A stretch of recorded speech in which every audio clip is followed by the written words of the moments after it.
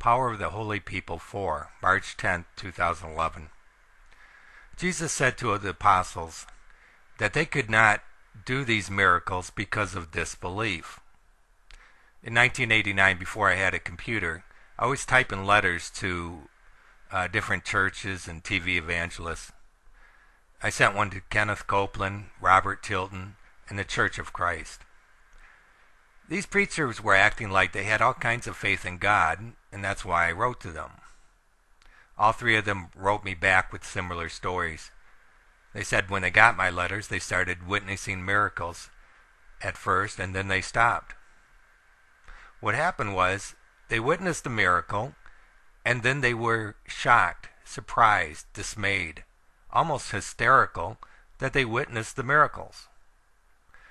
Their being surprised by the miracles was basically proof that they had no faith. Do not be dismayed at the signs from heaven, for only the heathen are dismayed at them. Now imagine yourself being God, and you're tricked into believing these people trust and have faith in you, and you perform a miracle. Then you see them surprised at the miracle. Then you realize they had no trust, no faith, and now you're even mad that you performed the miracle for them. It's like, I thought you trusted me. I thought you had faith in me. But now I found I was deceived. Why was Kenneth Copeland, Robert Tilton, and the pastors at Christ Church surprised at the miracles? Imagine your best friend is going to pick you up at the airport. When your friend shows up at the airport, you act surprised. Wow, you showed up? And you run around telling all your friends and family, I asked my best friend to pick me up at the airport, and he actually showed up. It's like a miracle. Your friend would be like, who is this guy? I don't know him. I'm at the airport to pick up somebody else. Kenneth Copeland wrote me back, and he said after he got my letter, the devil came into his church and started attacking him. And I'm like, well, and you're surprised? What did when you have the truth that the devil is going to attack you? Haven't you been reading the Bible? The real problem here is we have a bad education system. The right way to teach people is by dialogue. This is how Plato taught his student. This is how Hermes Trismegistus taught his son Tat. One teacher to one student. Our education system is one teacher to 30 students. The church is even worse. One preacher to a congregation of 200. One TV evangelist to 1 million viewers. It becomes a dictatorship teaching system. A system of shut up and listen, even if you don't understand. Plato and Socrates understood that the teacher learns from the student. The teacher teaches not really to educate, but to learn. Many people with psychological problems become psychiatrists or psychologists for this reason, to learn. And you're not going to learn much about psychology in the classroom. You're going to learn from your patients. I really want to set up a system of teaching in the form of dialogue. Now the problem is there's only one of me, and I have several different YouTube accounts, email accounts, websites with literally tens of thousands of messages in my inbox that and most of these emails are not even one questions. They're like 10 pages of questions. And I don't even have time to read them. I mean, most of my inbox, I don't even read half the stuff. I just kind of skim through it. And so, if I read somebody's letter, it's a matter of luck. If I didn't read your letter, your email, I probably, there's too many and I missed it with all the spam in there. So I don't have time to read them, let alone answer them. So if you sent me an email and I didn't answer it, it's not because I'm ignoring it. I just don't have the time to read it. And I probably never will read it because it's buried under 10 pages deep in my inbox and 10 pages of spam. So if you have a question, try to post it in comments. What I teach is what Jesus said. If somebody asks a question and you know the answer Jesus gave, go ahead and try to answer it. It's sort of a pyramid system. Jesus teaches the prophets teach the church leaders, and the church leaders teach a congregation. But even the congregation should be teaching the atheists and each other. They should be, if you know something about God, you should be teaching it. And if you don't know, you should, if you go find out for the person, then both you learned and the student. The dictatorship style teaching of shut up and listen does not work. Teacher learns from the student. I used to think Einstein was a genius. Then I read the Corpus Hermeticum. The dialogue between Hermes and Asclepius is Einstein's theory of gravity, more or less. Einstein stole his theories from these ancient Gnostic texts. Hermes, which is another name for,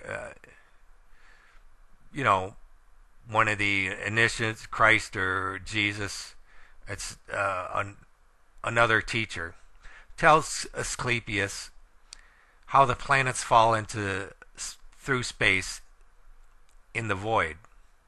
And Hermes explains the spirit does the moving. So I lift up this remote control, and it's my body that's doing the lifting. Is it my body doing the lifting, or is it something in my body that's doing the lifting? Hermes explains that the body cannot be doing the lifting because the body, if the body was dead, it wouldn't be able to lift anything. So the body does not do the lifting. There's something in the body that does the lifting. So scientists might say it's my brain sending an electric signal to my muscle to contract and therefore lifting this remote control. But the fact is, this remote control is being lifted by my will, not necessarily my thought.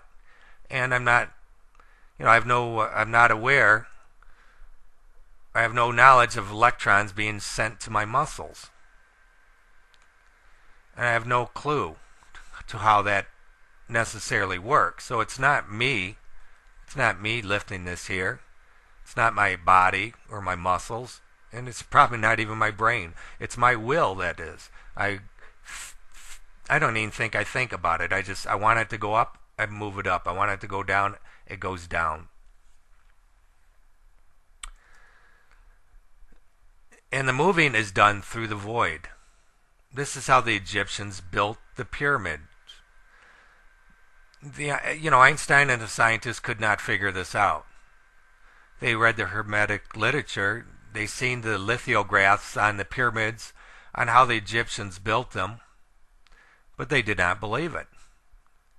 The lithographs show the Egyptians with all kinds, doing all kinds of tasks from making bread to building the pyramids.